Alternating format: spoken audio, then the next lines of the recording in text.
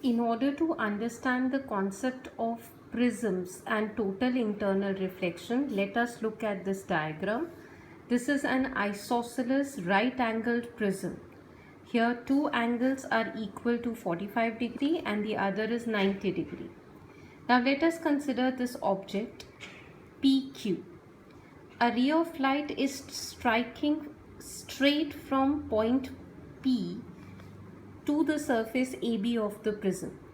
We have learnt this, that if the ray of light passes straight along the normal, then it does not bend. Now the angle made with respect to the normal is 45 degree. Critical angle for glass air medium is 42 degree. Now 45 degree is greater than 42 degree. This means the angle of incidence is greater than the critical angle.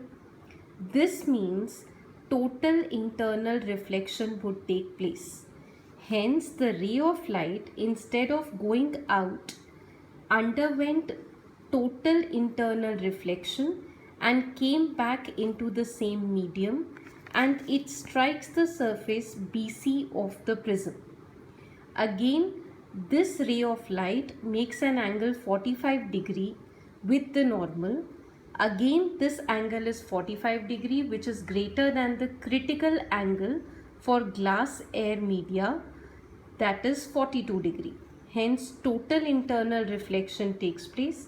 Now, in this case, the ray of light would go out straight because it is going along the angle of 90 degree at the surface AC. So, it would not bend. So, it would come out straight. Similarly, from point Q, a ray of light starts, it strikes the surface AB, then again it undergoes total internal reflection, it strikes the surface BC. From the surface BC, similar to this side, it would undergo total internal reflection and come out and form an image P dash Q dash. Similarly, we have another combination prism, erecting prism. We can understand this through this prism, which is again an isosceles right angled prism. Let us consider that this is an object PQ. A ray of light strikes the surface AB, but now here this angle is not 45 degree. Make it very clear. So this angle of incidence is less than the critical angle. I repeat, this is less than the critical angle. So it undergoes refraction and bends into it enters the prism. It is coming from rarer to the denser medium. So the ray of light undergoes refraction and strikes the surface AC. However, at the surface AC, it is striking at an angle of 45 degree. Hence, this angle 45 degree is greater than the critical angle. Therefore, at this point, total internal reflection takes place and the ray of light goes along this side.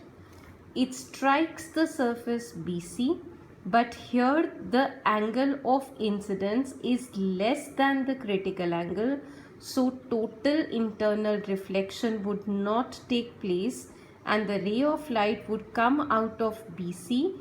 Since the ray of light is going from denser to rarer medium, it would bend away from the normal. Similar path is shown by this ray Q.